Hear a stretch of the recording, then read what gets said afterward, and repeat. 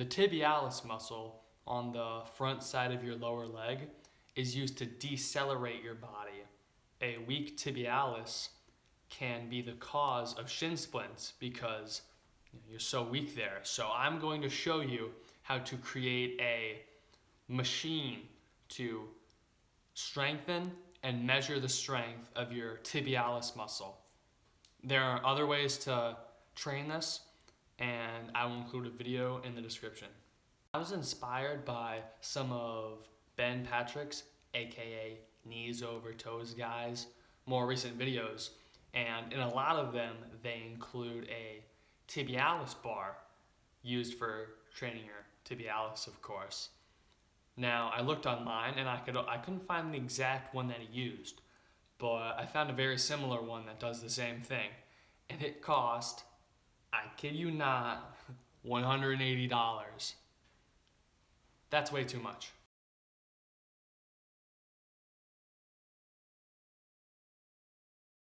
This is what I built, and it only cost $38 in terms of materials.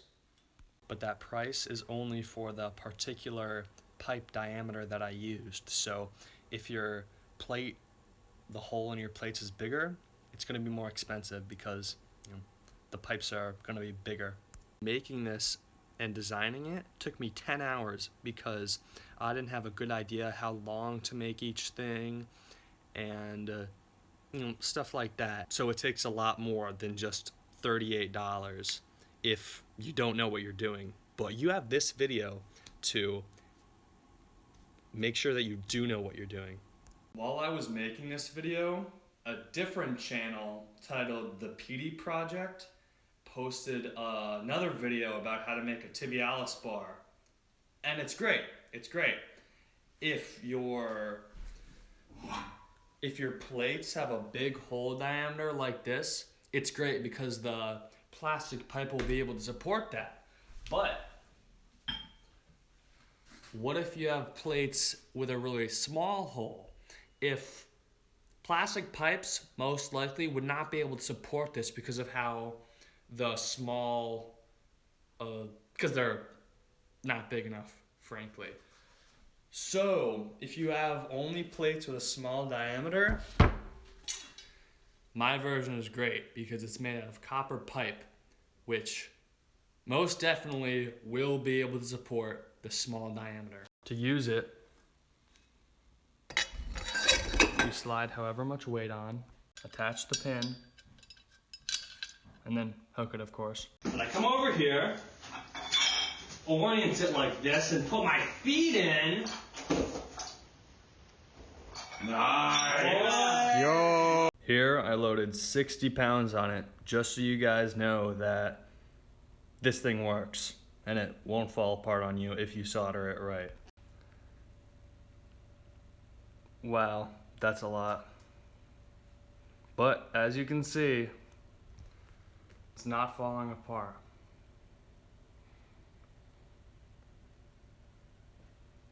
First, the equipment you'll need to make this.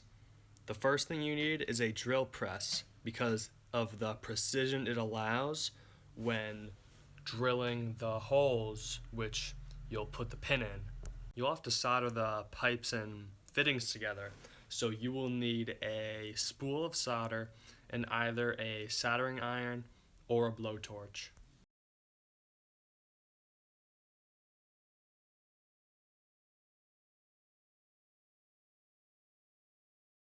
You will also need a pipe cutter for cutting the pipes, and it looks like this.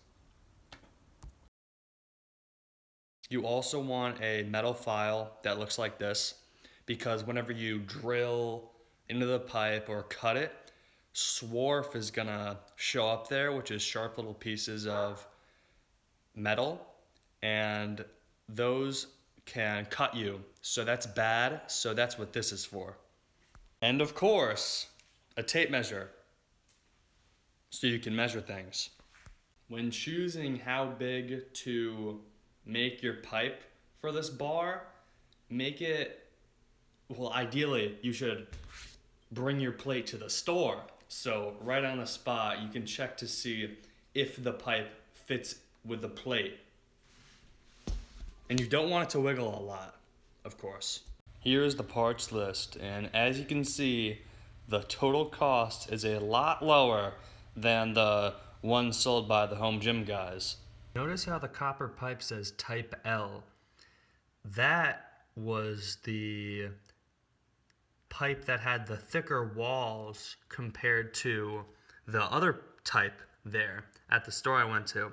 So of course I chose the one with the thicker walls because it would mean the assembly was stronger. Here I list how long to cut each of the pipes and how many of each are used in the assembly.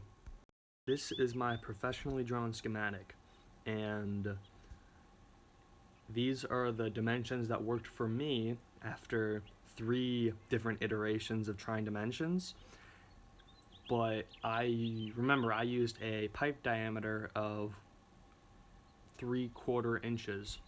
So if you decide to use pipe that's bigger than that, you might want to increase the length of the 2.5 and the 2 7/8 inch pipe, so there will be enough room for your feet to slide in comfortably. For what I said in the last clip about increasing the 2 pipe lengths, I mean increase them very slightly, maybe a 1/4 inch or a 1/2 inch, nothing big at all. The first step is cutting the pipes and then soldering both of the foot holders. That's the first thing you do. To clarify, the foot holders are the T connector and each piece of 6 3/8 inch pipe. And on the end of each of those 6 3/8 inch of pipe, you put a cap on the end. A copper cap, to be exact. But before you solder the pipes, remember to put a lot of flux around the end of it around the end of the pipe that you stick into the joint. This will make sure that the solder flows through and makes a really solid connection. To make sure this connector is perpendicular to this foot holder, what you want to do is take a tape measure and set it on one of these edges, and then measure it to the tip of this pole. This pole right here, just take the longest piece of pipe you have. We're not actually going to solder this on. It's just used as an indicator. Set the end of the tape measure here and measure it to the top of this. Then put it on the other side and do the same thing. And you want them to be an equal length. And that way we'll know that this T is perpendicular to this foot holder. When I was soldering it, I soldered the foot holder, then attached it to this piece. This is the longer of the 2 really short pieces, and you see it connects here. And then I also connected this piece. So I'll explain how to make sure that this is parallel to this. To do that, connect them how you would, and then press down on the T's. Normally I'd be using 2 hands, and I'd have one hand right here and the other hand right here. And you want to make it so both T's are totally flat against the ground. And if you do that, then you'll know that these foot holders are parallel. From here, you put the assembly in the vise and you solder it together if you're able to. And if you are not able to get it in a vise, or a clamp, then just solder it on the table. For this next clip, assume that the shaft does not have any holes drilled in it. The purpose of this next clip is to show you the process you would go through to find where to mark to drill the holes for the pin. For the dimensions, what you want to do is take your heaviest plate that you plan on using with this machine and set it on here. Then what you want to do is, you see this pin? You want to set it right on top of your plate like this, and then take a marker and mark the spot right above, like right on top of this pin. And you do this because if you mark it at the center of the pin where you would expect it to go, the thickness of the top part will make it so you can't clip it all the way around the plate. So better safe than sorry. So you wanna drill the hole, which is why we're marking this, so you know where to drill the hole, significantly above where you might expect it to go, because if you mark it a little bit higher, or even a bit higher than you think you should, the wiggling, it isn't nearly as much as you think. So when I did this the first time, I made the mistake of marking where to drill the holes too low.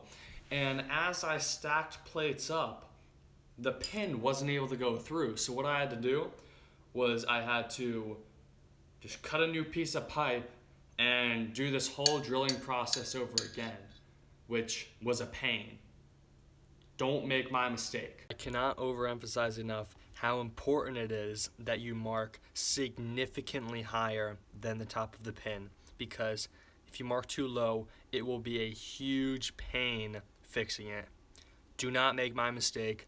Mark significantly above the top of where you set the pin. And then you do this with the next plate.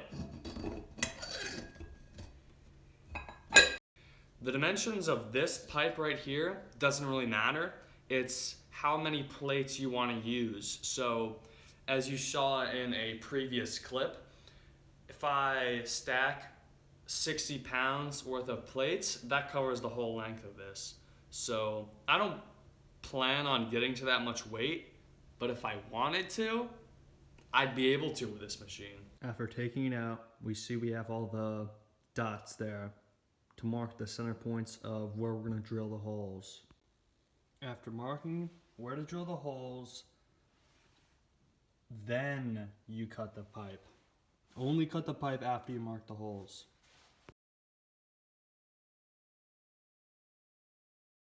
I did eventually find the center punch, but I will still show the clips of what to do if you do not have one. The first time I made one of these bars, I used the drilling method to get the center of the holes, but the second time I used the center punch. And do not use the drilling method if you have the choice. The center punch method went so quickly and saved so much time, so if you have the choice, use the center punch. I found the center punch. What you do is you set it on the dot you marked for where to drill the hole, which I'm doing right now, and then tap it down and it'll make an indent. We're going to use the smallest drill bit we have to go all the way through on each of these holes. And remember, after drilling, you always sand both sides or file, preferably file. You also want to make sure that your holes are vertical and that they go through the center of this, because we don't want the hole to go through like that side or that side. That would be bad because then it wouldn't be as strong. As you see, all the center points are drilled. Now I'm going to go through them again with the actual bit size. I'm using a bit size that is 17/64 of an inch, which is the next bit bigger than 1/4, which is the diameter of the pin I'm using. I'm not using a bit size that is exactly a 1/4 inch, because if it was exactly a 1/4 inch, then there might not be enough wiggle room to get the pin in and out. If you're unsure what the size of anything is, you can use one of these things. Not sure what they're called. Where you take the thing and then you put it in whatever hole you want. So you see this just fits in the 1/4 inch hole. but as you'll see, it does not fit in the 15/64 hole. That's how we know this is 1/4 inch diameter. Using a drill gauge should be a last resort because you should be given the dimensions for everything. The drill bits, the pin. It should say that on the packaging or on the box that has the drill bits in them.